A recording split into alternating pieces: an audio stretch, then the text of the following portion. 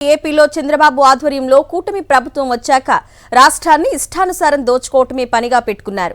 తన బినామీలకు 99 పైసలకే 100 కోట్ల విలువైన భూమిని అప్పగించేస్తున్నారు.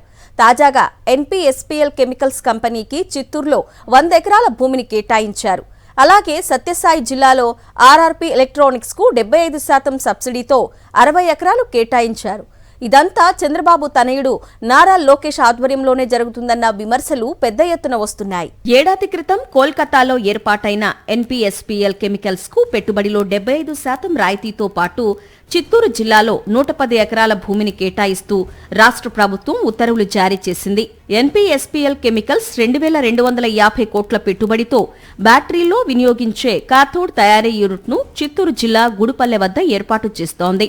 వాస్తవ ధర ప్రకారం 110 ఎకరాలు కేటాయిస్తూ AP electronics components manufacturing policy 2025-30 ప్రకారం భారీ ప్రోత్సాహకాలను ఇచ్చింది. పెట్టుబడిలో 60% క్యాపిటల్ ఇన్సెంటివ్ తో పాటు 10 ఏళ్ల పాటు 100% ఎలక్ట్రిసిటీ డ్యూటీ, 10 ఏళ్ల పాటు యూనిట్ కు ₹2 చొప్పున విద్యుత్ సబ్సిడీ, ఇలా అన్ని సబ్సిడీలు కలిసి పెట్టుబడిలో 75% ప్రోత్సాహకాల రూపంలో తిరిగి ఇవ్వనున్నారు. అలాగే సెమీ కండక్టర్స్ రంగంలోకి కొత్తగా ప్రవేశించిన ఆర్ఆర్పీ ఎలక్ట్రానిక్స్ లిమిటెడ్ కు 75% సబ్సిడీ ధరలతో 60 ఎకరాలను కేటాయిస్తూ ఉత్తర్వులను ఇచ్చింది.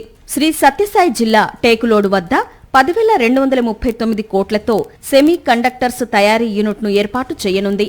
తొలి దశలో 30 ఎకరాలను కేటాయించి మలి దశలో మరో 30 ఎకరాలు కేటాయించడానికి భూములను రిజర్వ్ చేసి ఉంచనున్నట్లు ఆ ఉత్తర్వుల్లో పేర్కొన్నారు.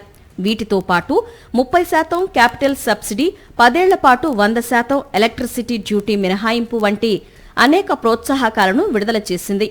విశాఖపట్నం మధురవాడలో ఎకరం 1.5 కోట్ల చొప్పున 3.5 ఎకరాలు ఐస్ ప్రౌంట్ డెవలపర్స్ కు కేటాయిస్తూ ఉత్తర్వులను జారీ చేసింది.